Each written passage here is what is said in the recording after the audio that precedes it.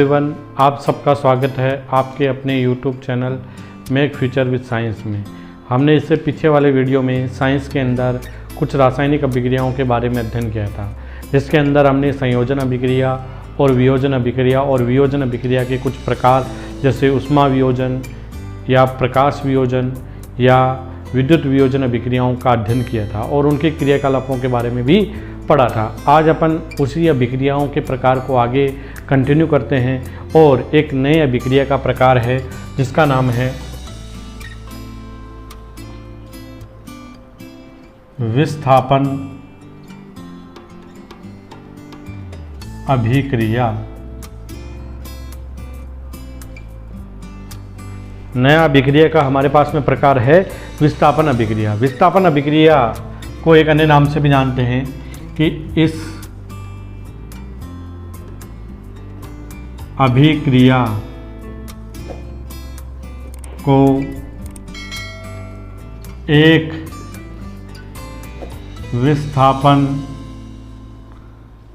अभिक्रिया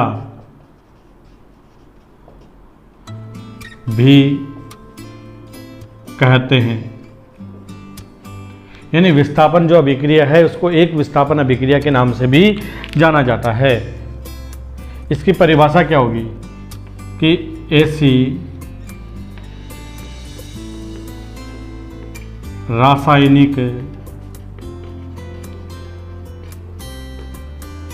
रासायनिक अभिक्रिया जिसमें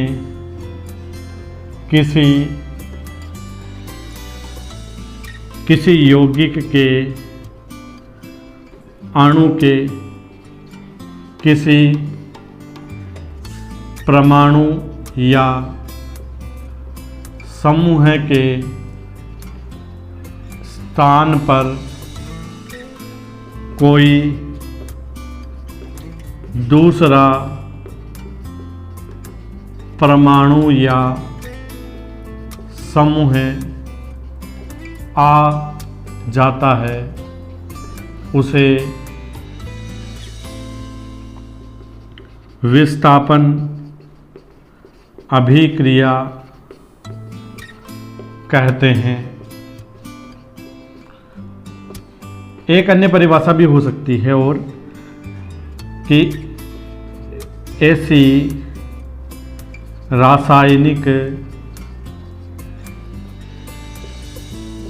रासायनिक अभिक्रिया जिसमें किसी अधिक अभिक्रियाशील तत्व द्वारा कम अभिक्रियाशील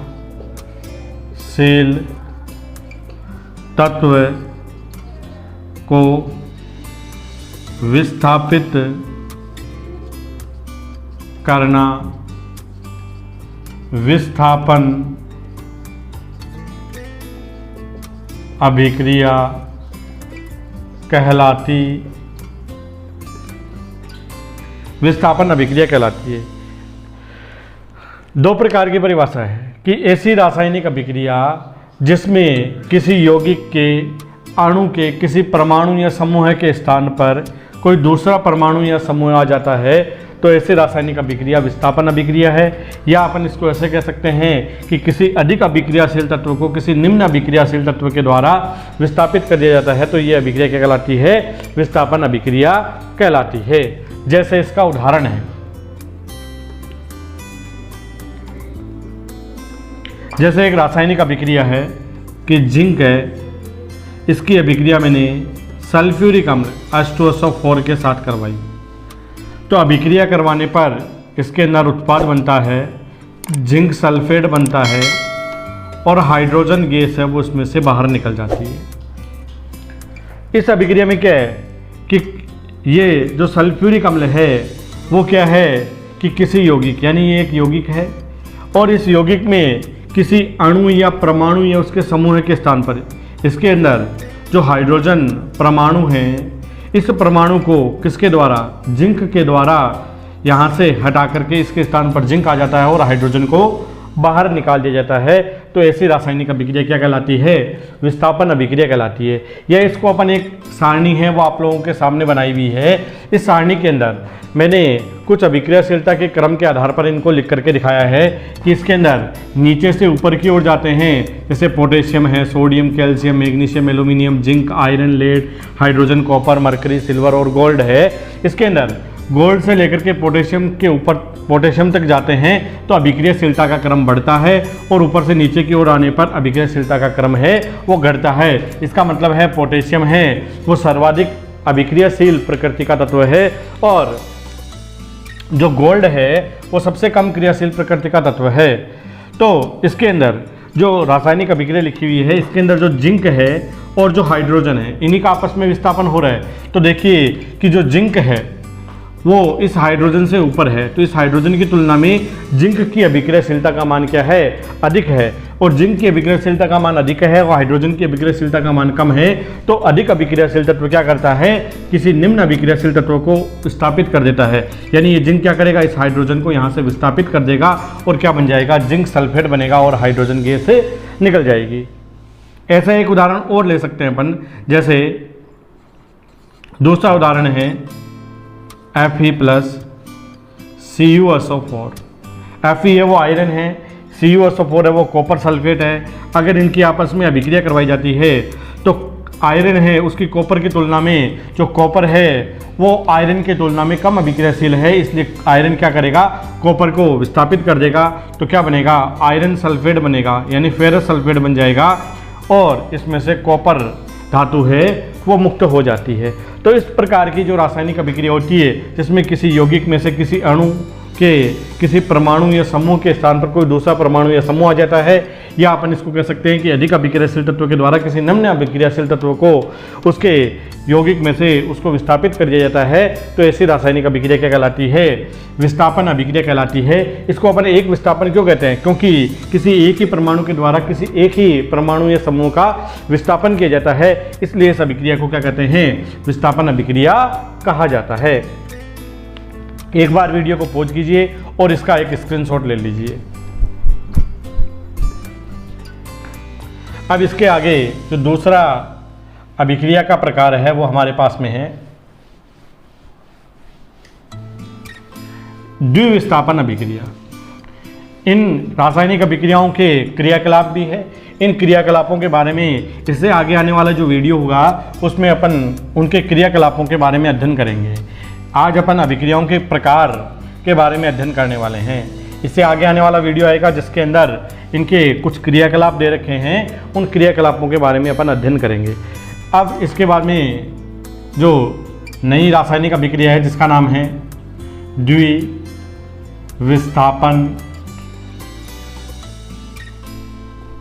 अभिक्रिया। द्विविस्थापन अभिक्रिया क्या है? कि ऐसी रासायनिक अभिक्रिया जिसमें आयनों का आदान प्रदान होता है उसे द्विविस्थापन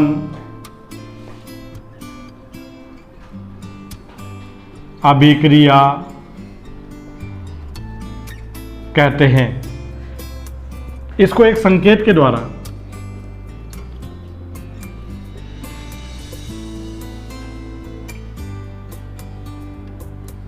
ये कोई एक यौगिक है और ये कोई दूसरा यौगिक है, इसको मैंने नाम दे दिया AB है।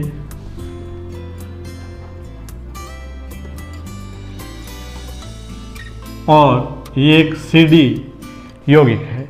इसके अंदर जब रासायनिक अभिक्रिया होती है तो किसी यौगिक के अंदर एक है वो धनायन होता है और एक ऋणायन होता है। जब इसके अंदर आयनों का आदान प्रदान होगा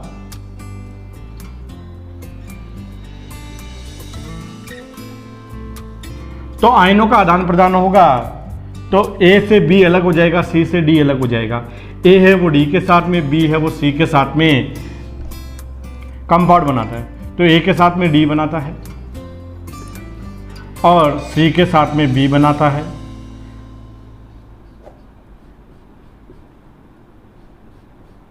इस प्रकार से एक कंपाउंड बन जाएगा, नए उत्पाद बन जाएंगे। तो ऐसी रासायनिक अभिक्रिया क्या कहलाती है? द्विविस्थापन अभिक्रिया कहलाती है। इसका एक उदाहरण देखते हैं अपन।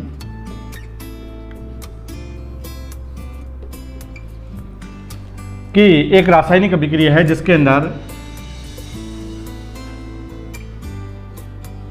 सोडियम सल्फेट है, जिसकी अभिक्रिया बेरियम क्लोराइड के साथ में, यह है सोडियम सल्फेट,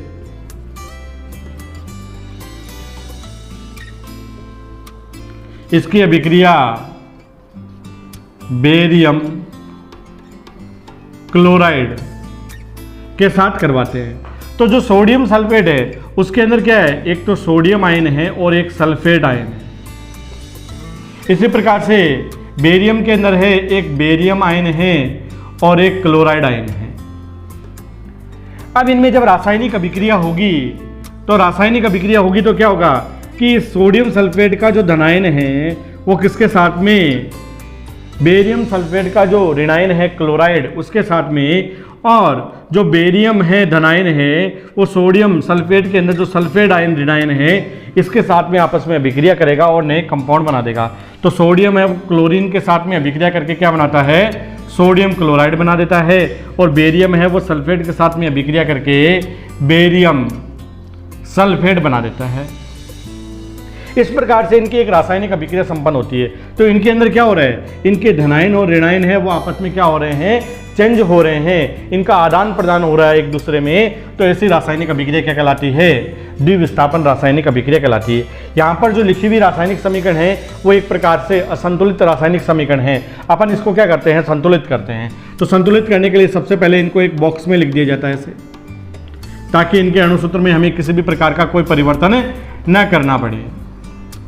अब अपन देखते हैं कि जो उत्पाद है सोडियम सल्फेट है और बेरियम क्लोराइड है, इनमें सोडियम परमाणु की संख्या 2 है, और जो उत्पाद बन रहा है उस उत्पाद में सोडियम क्लोराइड है उसमें सोडियम परमाणु की संख्या 1 है।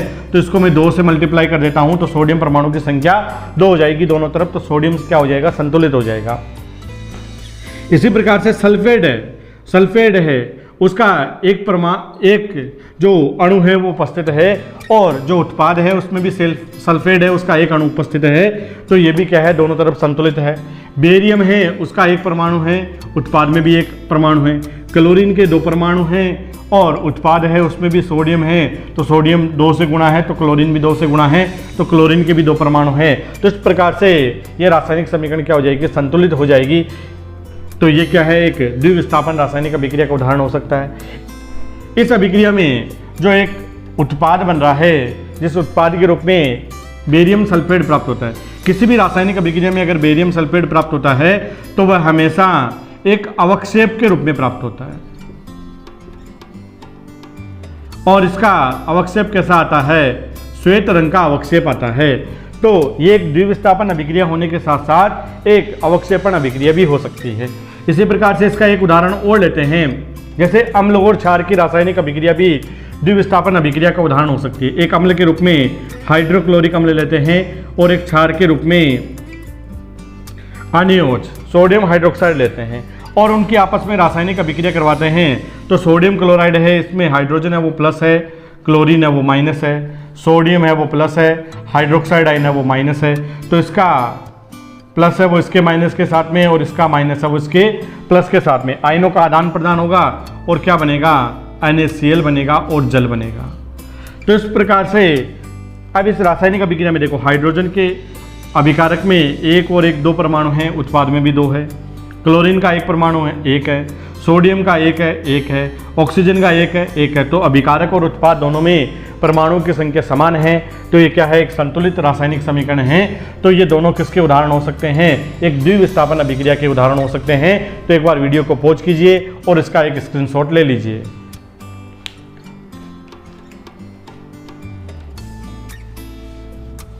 इसके भी क्रियाकलाप के बारे में अपन इसके आगे आने वाले वीडियो के में इनका अध्ययन करेंगे। अब एक नई अभिक्रिया का प्रकार अपन लेते हैं, वो है ऊष्माक्षेपी और ऊष्माशोषी अभिक्रिया।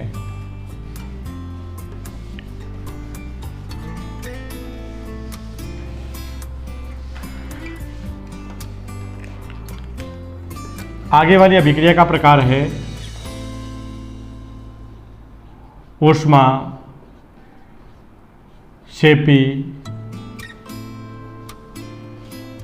अभिक्रिया। ऊष्माक्षेपी अभिक्रिया किसको कहेंगे कि ऐसी रासायनिक अभिक्रिया जिसमें ऊष्मा या ऊर्जा का उत्सर्जन या निकलती है होता है, उसे ऊष्माक्षेपी रासायनिक अभिक्रिया कहते हैं। ऐसी रासायनिक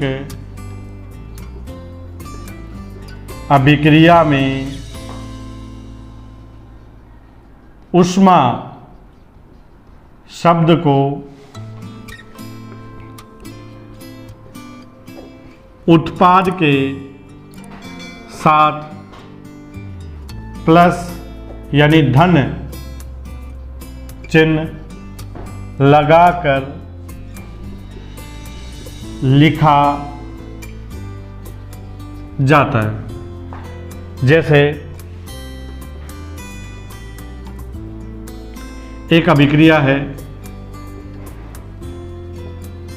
कोयले के दहन की अभिक्रिया। कोयले के दहन की अभिक्रिया है, ये एक प्रकार की संयोजन अभिक्रिया है। लेकिन कोयले का जब दहन करते हैं तो उसके द्वारा हमें हीट ऊष्मा प्राप्त होती है, प्रकाश प्राप्त होता है, इसलिए ये एक संयोजन अभिक्रिया के साथ साथ एक ऊष्माक्षेपी अभिक्रिया भी है।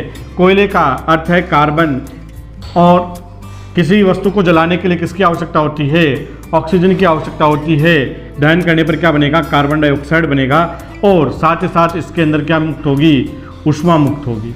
अगर अपन को ऊष्मा का मान है वो ज्ञात है या अपन को पता है तो अपन उस ऊष्मा के मान को भी लिख सकते हैं, और अगर अपन को उसका मान पता नहीं है तो उसके स्थान पर ऊष्मा शब्द या ऊर्जा शब्द है वो लगा करके लिख दिया जाता है। इसी प्रकार से दूसरे प्रकार की एक अभिक्रिया हो सकती है, जैसे अमोनिया गैस बनाने की अभिक्रिया। अमोनिया गैस बनाने के लिए नाइट्रोजन और हाइड्रोजन आपस में अभिक्रिया करते हैं, और अभिक्रिया करके किसका निर्माण करते हैं? अमोनिया गैस का निर्माण करते हैं।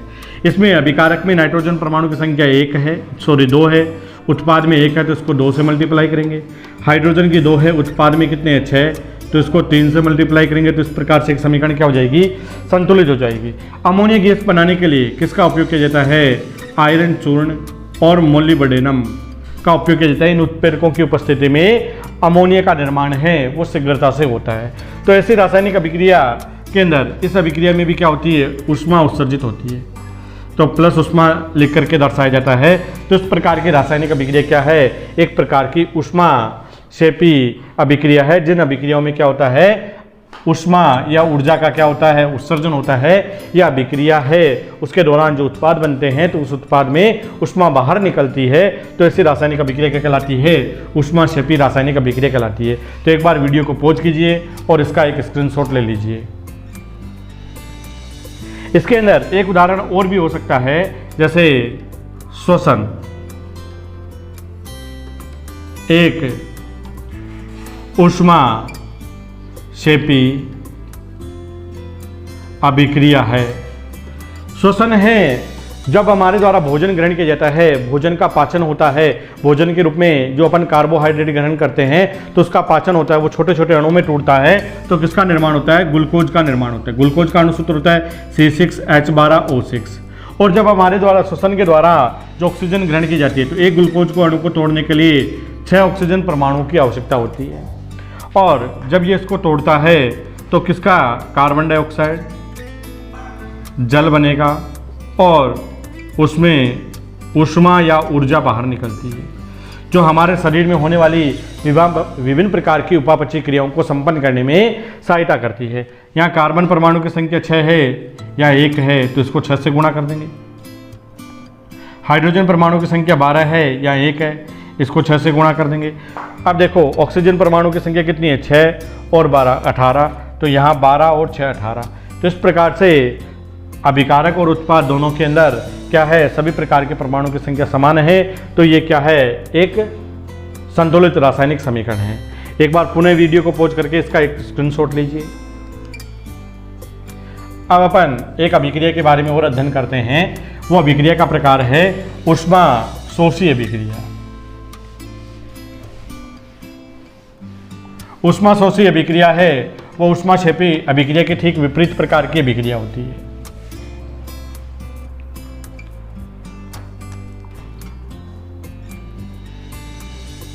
ऊष्मा शोषी अभिक्रिया की ऐसी रासायनिक अभिक्रिया जिसमें ऊष्मा या ऊर्जा का अवशोषण होता है उसे ऊष्मा शोषी अभिक्रिया कहते हैं। यानी ऐसी रासायनिक अभिक्रिया जिसके अंदर क्या हो? ऊष्मा या ऊर्जा का अवशोषण होता है, ऊर्जा या ऊष्मा को ग्रहण किया जाता है रासायनिक अभिक्रिया को करने के लिए। तो ऐसी रासायनिक अभिक्रिया क्या कहलाती है? ऊष्मा शोषी अभिक्रिया कहलाती है। इसके अंदर कुछ उदाहरण हैं वो हो सकते हैं, जैसे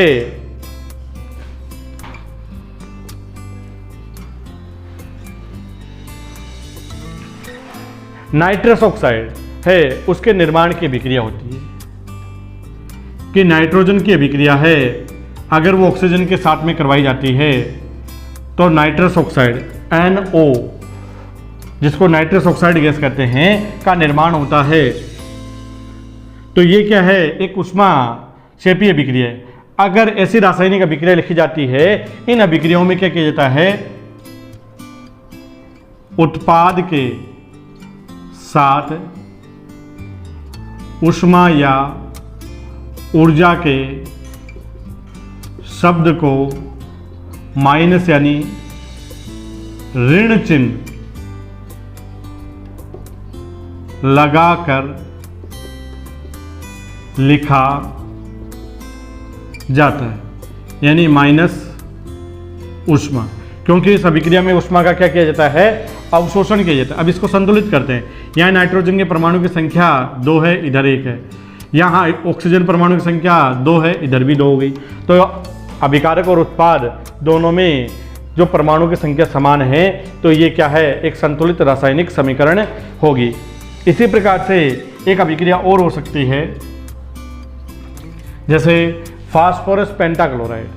अगर उसका वियोजन किया जाता है PCl5, अगर इसका वियोजन किया जाता है तो इसके अंदर बनती है फास्फोरस ट्राइक्लोराइड बनती है और क्लोरीन गैस बाहर निकल जाती है। इस अभिक्रिया को कराने के लिए भी ऊष्मा लेनी पड़ती है, तो इसमें भी माइनस ऊष्मा शब्द लिख करके दर्शाया जाता है। इसी प्रकार से एक अभिक्रिया और होती है, जैसे हाइड्रोजन की अभिक्रिया आयोडीन के साथ में करवाने पर हाइड्रोजन आयोडाइड का निर्माण होता है, और इस अभिक्रिया में भी हाइड्रोजन आयोडाइड का निर्माण करने के लिए भी ऊष्मा ग्रहण की जाती है। यहाँ पर देखिए हाइड्रोजन परमाणु की संख्या 2 है उत्पाद में 1 है तो इसको 2 से गुणा करेंगे। आयोडीन परमाणु की संख्या 2 है, इधर हाइड्रोजन गुणा है तो आयोडीन भी गुणा है, तो उसके भी परमाणु की संख्या कितनी हो गई? 2 हो गई। तो ये भी क्या है? एक संतुलित रासायनिक समीकरण है। तो ये तीनों ऐसे उदाहरण हैं जो किसके उदाहरण हो सकते हैं? ऊष्माक्षेपीय अभिक्रियाओं के उदाहरण हो सकते हैं। तो एक बार वीडियो को पॉज कीजिए और इसका एक स्क्रीनशॉट ले लीजिए। आज के वीडियो में बस इतना ही। अगर आप लोगों को ये वीडियो अच्छा लगा है तो आप इस वीडियो को ज़रूर लाइक कीजिए, कमेंट कीजिए और ज़्यादा से ज़्यादा शेयर कीजिए। इसके साथ ही जो हमारे इस चैनल पर नए हैं वो हमारे चैनल को ज़रूर सब्सक्राइब कीजिए और मिलते हैं अगले वीडियो में एक नए टॉपिक के साथ। तब तक के लिए धन्यवाद।